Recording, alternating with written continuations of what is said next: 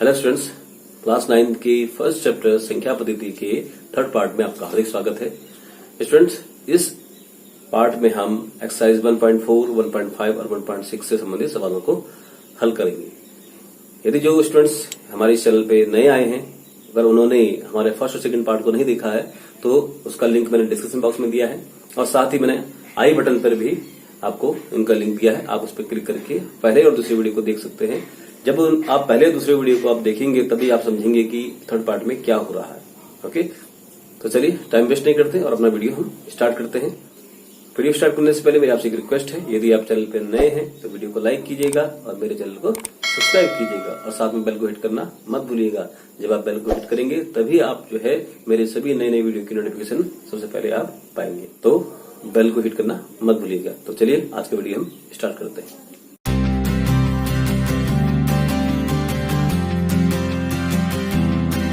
तो स्टूडेंट्स, सबसे पहले हम आते हैं हमारी एक्सरसाइज 1.4। 1.4 के अंतर्गत जो हमें करना होता है, जो क्वेश्चन है वो उस पर बेस्ड है कि संख्या रेखा पर वास्तविक संख्याओं का दशमलव प्रसार हम कैसे प्रदर्शित करें। मतलब दशमलव वाली संख्याओं को हम संख्या रेखा पर कैसे दिखाएं। अगर आपने हमारा फर्स्ट और सेकंड वीडियो देखा है इस चैप्टर से रिलेटेड, तो उसमें आप जानेंगे जो आवर्ती दशमलव होते हैं, अनावर्ती दशमलव होते हैं, जो ये संख्याएं निकल के आती हैं आवर्ती और अनावर्ती वाली, उनको हम संख्या रेखा पर कैसे दिखाएं। मैं टर्मिनेटिंग और नॉन टर्मिनेटिंग की बात नहीं कर रहा हूं। नॉन टर्मिनेटिंग को तो आप दिखा ही नहीं सकते संख्या रेखा पर, लेकिन टर्मिनेटिंग वाली मैंने अवसानी रेखाएं जो हैं, मैंने अवसानी दशमलव प्रसार जो है और आवर्ती दशमलव प्रसार है और अनावर्ती दशमलव प्रसार है, उसको हम संख्या रेखा पर कैसे दिखाएं। तो ये हम इसको एक उदाहरण के माध्यम से जानते हैं। मान लीजिए हम एक संख्या है हमारे पास दशमलव प्रसार 3.765। ओके, 3.765 को हमने जो है संख्या रेखा पर प्रदर्शित करना है। कैसे करेंगे? ये तीन हमारे पास है। ये कौन सा दशमलव प्रसार हो गया? अगर आपने पढ़ा होगा और आपने वीडियो देखेंगे तो आराम से आप बता सकते हैं ये कौन सा दशमलव प्रसार है। ये टर्मिनेटिंग दशमलव प्रसार है। ओके, और टर्मिनेटिंग मैंने अवसानी दशमलव प्रसार है। सेकंड चीज कौन सा, रिकरिंग है, नॉन रिकरिंग है, मैंने आवर्ती है, अनावर्ती है, तो ये अनावर्ती दशमलव प्रसार है। तो एक्चुअली है क्या ये अनावर्ती और अवसानी दशमलव प्रसार। क्लियर हो गया? अब इसको हम संख्या रेखा दिखाते हैं। तो देखिए ये तीन तो हमारे पास पूर्णांक हो गए हमारे पास और तीन के बाद दशमलव संख्या होगी, दशमलव। तो इसको हम संख्या रेखा में दिखाने हैं। तो 3.765 किसके बीच होगा? 3 और 4 के बीच में होगा। तो हमारे पास हमने एक संख्या रेखा मान लेते हैं और इस पॉइंट पे हम ले लेते हैं, मानिए ये है 3 और इस पॉइंट पे हम मान लेते हैं ये है 4। तो 3 और 4 के बीच में हमने इसको दर्शाना है। कैसे दर्शाएंगे? अगर आपने फीटा देखा होगा या स्केल देखा होगा, जिसे हम कहते हैं ना फीटा या स्केल, उसके में 2 सेंटीमीटर के बीच में छोटे छोटे क्या होते हैं, 10 मिलीमीटर के स्पेस दिया होता है, खाने दिए होते हैं, तो हम उनको दिखा रहे हैं। तो हम ऐसी स्पेस बना लीजिए 10। तो 1 हो गया, ये हो गया 2, ये हो गया 3, 4, 5, 6, 7, 8 और ये 9 और ये आपका 10 मान लीजिए। तो ये हो गया 1, 2, 3, 4, 5, 6, 7, 8, 9 और ये आपका जो 10वां जो पॉइंट है वो 4 को शो कर रहा है। अब देखिए पहली संख्या क्या है? 3.765। 3 तो ये है, आप से गिनिए कहां पर है 7, तो ये हो गया 7। ओके, तो यहां से ये हो गया 7 और ये हो गया यहाँ पर 8। तो ये जो संख्या शो करेगी किसको करेगी? 3.7 को, और ये किसको शो करेगी? 3.8 को शो करेगी। ये चीज क्लियर होगी? अब 7 तो आ गया, लेकिन 7 के बाद क्या संख्या है? 6 का है। तो इसी ढंग से जैसे हमने ऊपर 10 जो छोटे जो मिलीमीटर के स्पेस बनाए थे हमने, तो वैसे ही हमने 3.7 और 3.8 के बीच में भी हमने क्या करना है? 10 खाने बनाने हैं। तो बना लीजिए 1, 2, 3, 4, 5, 6, 7, 8, 9 और ये 10 हो गया। ओके, अब इसमें भी ऐसे नंबरिंग करिए 1, 2, 3, 4, 5, 6, 7, 8 और 9 हो गया। ओके, अब देखो 3.7 तो हमारे पास आ गया। अब 7 के बाद क्या है? 6। अब यहां से काउंट करिए 6 का बार है, ये हो गया 6। तो ये जो संख्या हो गया है ये किसको शो करेगा? ये करेगा हमारे पास 3.76 को शो करेगा। और ये किसको करेगा शो? 3.77 को शो करेगा। लेकिन क्या हमारी संख्या आ गई? बिल्कुल नहीं। अभी क्या चाहिए हमें? 5 भी चाहिए। बिल्कुल जैसे हम ऊपर करते हैं बिल्कुल वही चीज हमने ये करनी। अब 3.76 और 3.77 के बीच में हमने 10 छोटे छोटे खाने बना लीजिए 1, 2, 3, 4, 5, 6, 7, 8 और 9 और लास्ट का 10 हो गया। अब इसको नंबरिंग के लिए 1, 2, 3, 4, 5, 6, 7, 8, 9। तो 5 कहां पर है? हमें 765 चाहिए, तो ये हो गया 5। तो ये जो संख्या है ये किसको शो कर रहा है? ये कर रहा है 3.765। क्लियर हो गया? तो इस ढंग से हम दशमलव वाली संख्याओं को दशमलव प्रसार को उस संख्या रेखा पर प्रदर्शित करते हैं। ये चीज क्लियर हो गई, आई होप समझ में आ गया होगा। एक और एग्जाम्पल हम ले लेते हैं इसी ढंग से, चलो देखिएगा। मान लिया हमारे पास एक और संख्या हमारे पास है, हम इसको ले लेते हैं 2.56 और 7 ले लेते हैं। ओके, अब इस 2.567 को जरूरी नहीं है आपके दशमलव के बाद 3 संख्या ले लीजिए, आप 4 ले लीजिए, 5 लीजिए, जितने लेना है उतने ही आपके ढंग से टर्म जो है स्टेप जो है बढ़ते जाएंगे। ठीक है ना। अब देखिए 2.56 को 7 को हम कैसे लिखेंगे, बिल्कुल वही 2 और 3, पहले हम संख्या ले लेते हैं यहाँ पर। तो यहाँ पर मान लीजिए 2, ये हो गया हमारे पास 3। अब इसके बीच में क्या करेंगे हम, 1-1 मिलीमीटर के जो है 10 खाने बना लीजिए आप। तो 1, ये 2, ये 3, ये 4, ये 5, ये 6, ये 7, ये 8 और ये 9 और ये आपका 10 हो गया। तो नंबरिंग कर लीजिए 1, 2, 3, 4, 5, 6, 7, 8, 9। तो आप क्या करिएगा, स्केल से करिएगा, मैं तो हाथ से बना रहा हूं ऐसे, लेकिन जब आप फिटे से बनाएंगे तो आपका बराबर आता रहेगा। अब देखिएगा इसमें 2.5 है, तो 5 कहां पर हो गया, ये और ये 6 हो गया। तो ये जो पॉइंट है ये किसको शो कर रहा है, ये कर रहा है 2.5 को और ये कर रहा है 2.6 को। 2.5 आ गया, अब क्या चाहिए, 2.5 के बाद 6 भी चाहिए। फिर उसी ढंग से हम इसमें 10 खाने बना लीजिए आप। तो यहाँ पर छोटे छोटे 1, 2, 3, 4, 5, 6, 7, 8 और 9। तो 1, 2, 3, 4, 5, 6, 7 ढंग से ले लीजिए। तो हमारे पास क्या है, 5 के बाद क्या है, 6 चाहिए। तो ये 6 हो गया, ये हमारे पास 7 हो गया। आप ऐसे ढंग से लिख लीजिएगा। तो ये क्या आ गया पॉइंट, 2.5, 6 ये आ गया, और ये आ गया 2.5 के बाद 7 आ गया। अब 6 के बाद हमें क्या चाहिए, 7। फिर इस ढंग से इसमें भी लीजिएगा, 10 खाने बना लीजिए। 1, 2, 3, 4, 5, 6, 7, 8, 9 और ये हमारे पास 10। नाम नंबरिंग करिए 1, 2, 3, 4, 5, 6, 7, 8 और 9। क्या चाहिए हमें, पॉइंट 6 के बाद 7। तो 7 कहाँ है, ये रहा। तो ये जो नंबर है ये पॉइंट क्या शो करेगा, 2.567। ये चीज क्लियर होगी। तो इस ढंग से हम दशमलव वाली संख्याओं को वास्तविक संख्या रेखा पर प्रदर्शित करते हैं। आए, ये क्लियर हो गया होगा। इसी ढंग से कुछ क्वेश्चन है आपके एक्सरसाइज में, उनको भी आप बना लेंगे इसी ढंग से। अगर अभी भी समझ नहीं आएगा तो आप कमेंट बॉक्स में लिख के भेजिएगा कितने कमेंट्स कि भाई हमें समझ में नहीं आया, मैं आपको पुनः समझा दूंगा इसको। चलिए अब नेक्स्ट उस टॉपिक पे आते हैं, देखिएगा वो क्या है। नेक्स्ट टॉपिक हमारे पास है ये वास्तविक संख्याओं पर संक्रियाएं। और वास्तविक संख्या कौन सी, वो अपरिमेय संख्या वाली, जिसपे हम नेचुरल नंबर की बात नहीं कर रहे हैं, हम होल नंबर की बात नहीं कर रहे हैं, हम इंटीजर की बात नहीं कर रहे हैं, नहीं इरेशनल की बात कर रहे हैं, हम बात कर रहे हैं यहाँ पर इरेशनल नंबर की, माने अपरिमेय संख्या की। अपरिमेय संख्या की मैंने परिभाषा अपने प्रीवियस वीडियो में बताई है, आप प्रीवियस वीडियो को चेक करिएगा, देखिएगा। लिंक मैंने जैसे पहले भी कहा डिस्क्रिप्शन बॉक्स में दिया हुआ है, वहां से भी आप देख सकते हैं, और आई बटन पे मैंने इसका दिया हुआ है लिंक, वहां से भी आप इसको देख सकते हैं। तो अपरिमेय संख्या का जो डेफिनेशन है सिंपल सा है, वे संख्या जो परिमेय नहीं है वो अपरिमेय होती है, ठीक है नहीं। लेकिन हम खाली किन संख्याओं की बात कर रहे हैं, किन संख्याओं की हम संक्रियाओं की बात कर रहे हैं, वो हम बात कर रहे हैं अपरिमेय संख्याओं की। और अपरिमेय संख्या कौन सी होती है, मैं आपको थोड़ा बता दूं, हल्का सा रिवाइज कर लेते हैं।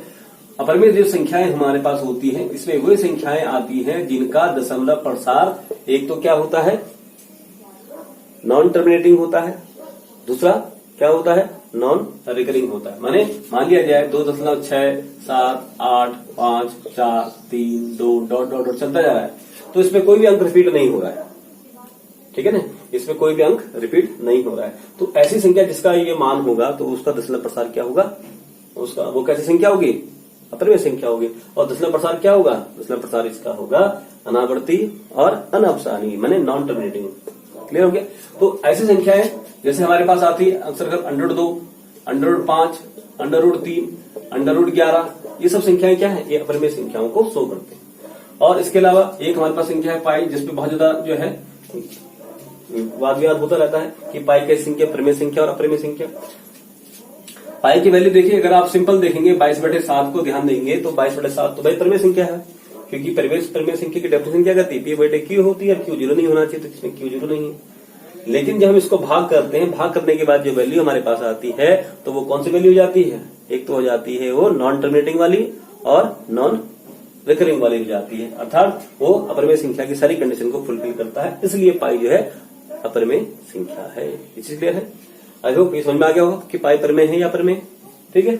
अब हम जरा वापस इसमें आते हैं, तो हर वो संख्या, अभाज्य संख्या खासतौर पर, हर अभाज्य संख्या जो वर्गमूल चिन्ह के अंदर होती है या कर्ण चिन्ह के अंदर, वर्गमूल तो इसको हम वर्गमूल करें, इसको एक्चुअली कहते हैं कर्ण, मतलब इसको हम कर्णी चिन्ह भी कहते हैं। हम भले इसको वर्गमूल करें, वर्गमूल को जनरली वर्ड होता है कर्णी, माने रेडिकल्स होता है। रेडिकल्स क्यों? रेडिकल्स का एक पार्ट होता है वर्गमूल, ये सिंपल वर्गमूल है। ओके, और ये क्या है? घनमूल है। अगर मैं इसको ऐसे लिख दूं 4, अगर मैं इसको ऐसे लिख दूं 6, तो ये क्या है? तो ये तो वर्गमूल नहीं है। दीज आर कॉल्ड रेडिकल्स, ठीक है ना, और इनको सर्ट्स भी कहते हैं, जिस पर हम आगे सवाल बनाएंगे। तो सिंपल से आप देखिएगा, जो भी संख्याएं आपकी इस वर्गमूल चिन्ह के अंदर, सॉरी, इस कर्णीय चिन्ह के अंदर होती है, रेडिकल्स के अंदर होती हैं, तो वो सब क्या कहलाती है? अपरिमेय संख्या होती है। हमने जो क्वेश्चन बनाने हैं इस टॉपिक में वो यही है कि अपरिमेय संख्याओं के जोड़, घटाओ, गुणा, भाग, संक्रिया मैंने ऑपरेशन है। मैथमेटिकल ऑपरेशन को हम हिंदी में संक्रियाएं कहते हैं। संक्रियाएं जिसमें जोड़, घटाओ, गुणा, भाग सब आते हैं, ठीक है नहीं। तो जरा देखिएगा, हमारे पास अपरिमेय संख्याओं का क्या जोड़, घटाओ, गुणा, भाग होगा। और थोड़ा मैं एक प्रॉपर्टी बता दूं अपरिमेय संख्याओं की, कि अपरिमेय संख्या की जो प्रॉपर्टी क्या है कि अपरिमेय संख्या के साथ किसी भी परिमेय संख्या का कोई भी ऑपरेशन हो, माने अपरिमेय संख्या में परिमेय संख्या जोड़ दें, अथवा परिमेय संख्या घटा दें, अथवा परिमेय संख्या से गुणा भाग कर लें, तब भी वो संख्या जो रिजल्ट आएगा वो भी अपरिमेय संख्या होगा। क्लियर हो गया? अपरिमेय संख्या में कोई भी नेचुरल नंबर हो, होल नंबर हो, किसी भी प्रकार की कोई भी संख्या हो जो अपरिमेय संख्या के साथ कोई भी ऑपरेशन में आती है, माने जोड़, घटाव, गुणा, भाग में आती है, तो रिजल्ट हमेशा क्या होगा? अपरिमेय संख्या होगा। ये चीज क्लियर है? नेक्स्ट पॉइंट क्या है? नेक्स्ट पॉइंट में ये है कि अपरिमेय संख्या को अपरिमेय संख्या से घटाने, जोड़ना, गुणा अथवा भाग करने के बाद जो रिजल्ट आता है वो कुछ भी हो सकता है। वो परिमेय संख्या भी हो सकती है और अपरिमेय संख्या भी हो सकती है। ये चीज क्लियर होगी? अगर अपरिमेय के साथ ऑपरेशन करेगा तो कुछ भी हो सकता है, माने परिमेय संख्या भी रिजल्ट हो सकती है और अपरिमेय संख्या भी हो सकती है। लेकिन अपरिमेय संख्या के साथ कोई भी नेचुरल नंबर, कोई भी नंबर हो, चाहे नेचुरल नंबर हो, होल नंबर हो, इंटीजर्स हो, अगर वो ऑपरेशन करते हैं, माने जोड़, घटाव, गुणा, भाग की क्रिया करते हैं, तो रिजल्ट हमेशा अपरिमेय संख्या ही होगा। ये चीज क्लियर हो गई? तो इनके साथ संक्रियाएं करने से पहले मैं कुछ फॉर्मूले आपको बता देता हूं, जो फॉर्मूले हमारे पास आएंगे। तो देखिएगा क्या है। तो पहला फॉर्मूला हमारे पास जो आता है वो ये है कि √a plus √b into √a minus √b is equal to, एक फॉर्मूला बनना है, याद है आपको?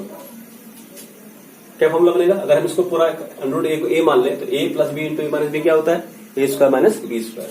तो ये फॉर्मूला हमारे पास लगेंगे। तो ये √a का होल स्क्वायर माइनस √b का whole square is equal to a minus B. एक तो आपको ध्यान रखना है।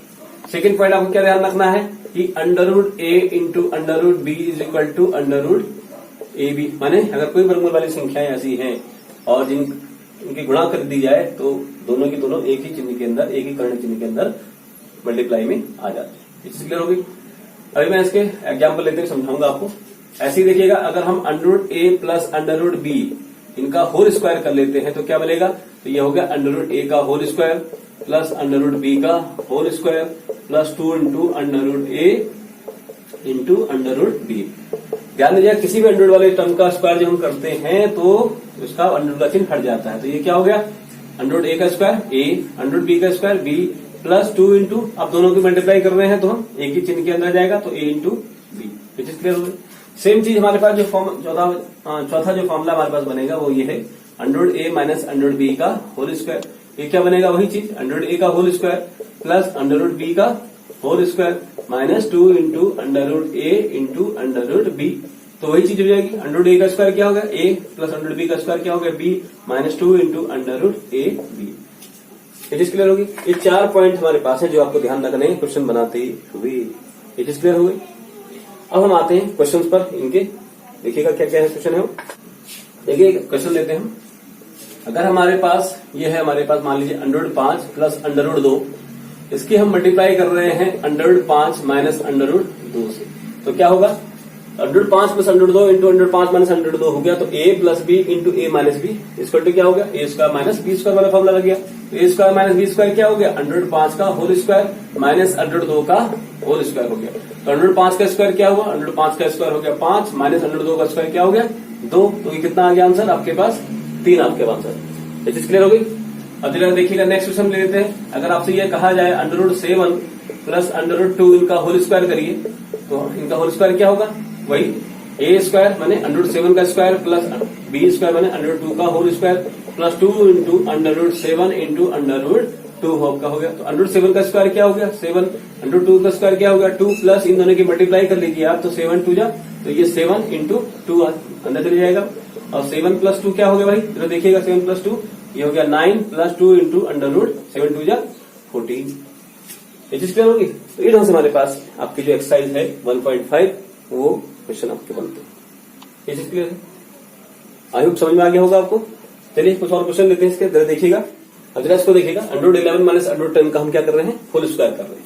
तो देखिएगा √11 माइनस √10 यानी दो अपरिमेय संख्याओं का हम क्या कर रहे हैं, अंदर देखिए खाली होल स्क्वायर को थोड़ी छोड़ दीजिए। तो दोनों अपरिमेय संख्या है, दोनों अपरिमेय संख्याओं का अंतर कर रहे हैं हम, अंतर करने के बाद उनका स्क्वायर कर रहे हैं। तो रिजल्ट क्या आएगा, परिमेय आता है या अपरिमेय आता है, जरा चेक कर लीजिएगा। √11 का स्क्वायर तो a square plus b square, b क्या है √10, इसका रूट स्क्वायर -2 इंटू √11 इंटू √10। तो जरा देखिएगा √11 का स्क्वायर क्या होगा 11, √10 का स्क्वायर क्या होगा 10, -2 इंटू ये कितना है, इसकी मल्टीप्लाई करेंगे हम 11 इंटू 10। तो क्या हो गया 11 प्लस 10 कितना हो गया 21, -2 इंटू 11 10 जो कितना हो गया 110। तो ये हमारे पास आंसर आ गया। ठीक है, ये तो वैसे क्वेश्चन जो टू द फॉर्मूला था। एक क्वेश्चन हम इस ढंग से लेते हैं, अगर हमारे पास क्वेश्चन इस ढंग से हो जाए 5 प्लस √2 और ये हो गया कितना 6 माइनस √3, तो उसकी मल्टीप्लाई कैसे करेंगे। तो यहाँ पर दोनों टर्म अलग अलग हैं, तो यहाँ पर सिंपल सा रूल है जिसे मल्टीप्लाई करते ही हैं वैसे करेंगे। पहले 5 से पूरे टर्म में मल्टीप्लाई कर लीजिए, तो 5 से पूरे पद में गुणा करिएगा तो 5 इंटू 6 माइनस 5 इंटू √3। अब किससे मल्टीप्लाई करना है, √2 से करना है। तो प्लस का प्लस √2 इंटू 6 तो 6 √2 हो गया, फिर प्लस इंटू माइनस माइनस और √2 इंटू √3, इन दोनों की क्या हो जाएगी मल्टीप्लाई हो जाएगी। तो देखिएगा 6 5 ये कितना हो गया 30 माइनस 5 √3 प्लस 6 √2 माइनस √2 इंटू 3 कितना हो गया भाई, दोनों की मल्टीप्लाई हो जाएगी। ठीक है ना, दोनों की मल्टीप्लाई करके लिख लीजिए 6 होगी। ये चीज क्लियर है, आई होप ये समझ में आ गया होगा। तो इस ढंग से हमारे पास जो एक्सरसाइज है 1.5 वो क्वेश्चन ये है। इसी ढंग से और भी क्वेश्चन है, आप उनको बनाइएगा, सॉल्व करिएगा। जो क्वेश्चन आपको नहीं आएगा कमेंट बॉक्स में लिख करके भेजिएगा, उनका मैं आपको सॉल्यूशन दे दूंगा। अब हम आते हैं इसकी लास्ट एक्सरसाइज पर जो है की है रैशनलाइज से संबंधित। तो देखिएगा उसमें क्या क्या है स्टूडेंट्स। अब हमारा लास्ट टॉपिक है इस चैप्टर का, वो है रैशनलाइजेशन माने परिमेयकरण, माने ऐसी संख्याएं जिनका हर अपरिमेय संख्या हो। ठीक है नहीं, ऐसी संख्याएं हमारे इसमें गिवन है जिनका हर हमें किसमें दे देखा, इनका हर हमें दे रखा अपरिमेय संख्या के रूप में दे रखा हो, तो उनको हम संख्या रेखा को प्रदर्शित करने में बड़ी समस्या आती है। तो इसे करने बचने के लिए क्या किया जाता है, इनका परिमेयकरण किया जाता है। किसका परिमेयकरण, हर का परिमेयकरण किया जाता है। माने परिमेयकरण का मतलब ये हो गया हर में जो संख्या दे रखी है अपरिमेय संख्या, उसको परिमेय में बदला जाता है। वही जो प्रक्रिया है वो कहलाती है रैशनलाइजेशन। तो कैसे करते हैं हम इसको रैशनलाइज, देखिएगा। तो सिंपल से दो चीज है इसके अंदर। अगर सिंगल टर्म है, अगर हर में हमारे पास सिंगल परिमेय संख्या है, मान जैसे यहाँ पर ये है, और डबल परिमेय संख्या द्विपद में है, अगर -√5 -2 हो इस फॉर्म में हो तब ये द्विपद हो गया, ये सिंगल टर्म हो गया। अगर सिंगल टर्म है तो उसी से आंसर हर में गुणा कर दीजिए। अगर डबल टर्म है तो द्विपद है तो क्या करेंगे, उसके संयुग में से ऊपर नीचे गुणा किया जाता है। जैसे मैं आपको ये बता देता हूं पहले वाला, इधर देखिएगा। अगर हमें इसका संयुग भी करना है, परिमेयकरण करना है, तो परिमेयकरण करने के लिए क्या करेंगे, √2 है तो √2 से ही मल्टीप्लाई करेंगे, अंश में भी और हर में भी मल्टीप्लाई करेंगे। तो √2 एकम √2 हो गया, नीचे क्या हो गया हमारे पास √2 का स्क्वायर। तो ऊपर तो ये रहेगा √2 और √2 का स्क्वायर क्या होगा, अभी मैंने बताया किसी भी वर्गमूल वाली राशि का जब हम वर्ग करते हैं तो वर्गमूल का चिन्ह क्या हो जाता है, हट जाता है। तो वर्गमूल का चिन्ह जब हट जाएगा तो क्या हो गया, ये हो गया हमारे पास √2 का स्क्वायर क्या हो गया 2। तो ये हमारा आंसर आ गया। क्लियर। नेक्स्ट, अगर हमारे पास डबल टर्म दे रखा है परिमेयकरण करने के लिए, तो इसमें देखिएगा वो क्या करेंगे हम ऐसे केस में, तो इसके संयुग में से हम गुणा करते हैं। संयुग में माने पद समान और चिन्ह विपरीत। 105 - 2 105 - 2 ही है, लेकिन गुणा किससे करेंगे हम, देखो 105 की जगह 105 ही, 2 और इस 2 की जगह 2 ही है। हमने यहाँ पर गलती से लिख दिया, ये 2 ही है, लेकिन अंतर क्या है, ये माइनस चिन्ह है, यहाँ पर क्या चिन्ह आ जाएगा प्लस। ओके, ऐसे इसमें भी करेंगे तो ये 105 + 2 इससे मल्टीप्लाई करिएगा। जब हम मल्टीप्लाई करेंगे तो ये क्या हो गया हमारे पास, ये हो गया 105 + 2 और नीचे क्या हो गया a - b into a + b का फॉर्मूला लग गया। तो a - b into a + b का स्क्वायर क्या होगा, a square minus b square, b क्या है 2, इसका स्क्वायर कर लीजिए। तो ये क्या हो गया हमारे पास 105 + 2 और 105 का स्क्वायर क्या हो गया 5 और -2 का स्क्वायर क्या हो गया 4। तो कितना हो गया 105 + 2 और 5 में 4 गया 1, मीन्स 105 + 2। क्लियर हो गया, समझ में आई आपको। तो इस ढंग से हम हर का परिमेयकरण करते हैं, संयुग्मीकरण करते हैं। आई होप कि समझ में आ गया होगा। इस ढंग से एक सवाल और ले लेते हैं, देखिएगा, ताकि आपको ये पूरा परिमेयकरण का जो कॉन्सेप्ट है वो और क्लियर हो जाए। जरा देखिएगा, अगर हमारे पास एक सवाल ले लेते हैं, अगर हमारे पास ये इस ढंग से है 107 - ये हमारे पास है √6 एक संख्या में दे रखी है और इसका हमें प्रमेयकरण करना है। ठीक है जी, इसका प्रमेयकरण कैसे करेंगे? फिर वही चीज, इसके सही में से गुणा करिएगा। √7 माइनस √6 है तो गुणा किससे करेंगे हम? √7 प्लस √6 पद समान, ताकि हर में जो फॉर्मूला हमारे पास बने वो फॉर्मूला कौन सा बनेगा? a minus B into A plus B equal to A square minus B square का फॉर्मूला हमें बन जाए। ऊपर तो सेम टर्म से ही आ जाएगा, जब 1 से मल्टीप्लाई करेंगे तो यही हो जाएगा। नीचे क्या कहा मैंने? A square minus B square का फॉर्मूला बन गया। क्यों? क्योंकि यही है ना, a plus B into A minus B equal to A square minus B square. तो वही माइनस √6 का ये क्या होगा? Whole square. तो ऊपर का तो ये रहेगा √7 प्लस √6 और नीचे क्या होगा? √7 का स्क्वायर 7 और माइनस √6 का स्क्वायर 6। तो 7 में 6 गया, कितना हो गया भाई? तो ये हमारे पास आ गया √7 प्लस √6 बटे 1 माने √7 प्लस √6। ये हमारे पास आंसर आ गया। तो इस ढंग से हम क्या करेंगे? इनका प्रमेयकरण करेंगे। ये चीज क्लियर हो गई? आई होप समझ में आ गया होगा। अब हमारे पास बचता है लास्ट चीज, वो है हमारे पास बहुत इजी चीज छुट्टी हुई हमारे पास, वो है घातांक के नियम। जरा उनको भी जान लेते हैं, फिर हमारा चैप्टर कंप्लीट हो जाएगा। तो स्टूडेंट्स, लास्ट जो बचता हमारे पास वो है वास्तविक संख्याओं के लिए घातांक का नियम, जो क्लास 8 में हमने पढ़े थे। वो क्या है? जो आपने क्लास 8 में पढ़ा था कि अगर समान आधार वाली राशियों की जब हम गुणा करते हैं तो उनकी घातें जुड़ जाती हैं। माने e की पावर m इंटू e की पावर n कितना हो गया? e की पावर m प्लस n। और इस ढंग से सेकेंड रूल है, अगर समान आधार वाली राशियों का जब हम भाग करते हैं तो उनकी घातें घट जाती हैं। और तीसरा हमने क्या पढ़ा? अगर किसी घात वाला राशि है और उस पे घात पे जब घात चढ़ जाती है तो घातों की क्या हो जाती है? गुणा हो जाती है। और लास्ट हमने जो रूल पढ़ा था, किसी भी चर अथवा चर राशि की घात अगर 0 है तो उसकी वैल्यू हमेशा क्या होती है? इसकी वैल्यू हमेशा होती है 1। ये चीज क्लियर है? तो इस पर आधारित कुछ सवाल आपके पास है, जरा उनको देख लीजिएगा। एक मैंने जैसे कहा क्लास 8 के रूल है, इस पर हम आधारित कुछ सवाल बना लेते हैं, जरा देखिएगा। अगर हम लिख लेते हैं यहाँ पर 2 टू पावर m की बजाय मैं यहाँ पर एक सवाल दूसरा ले लेते हैं। यदि मैं एक सवाल लेता हूँ 2 to power 3 into 2 to power 6, तो ये क्या हो जाएगा? 2 to power 3 plus 6 equal to 2 to power 9 हो जाएगा। माने समान आधार वाली राशियों की जब गुणा करते हैं तो घातें जुड़ जाती हैं।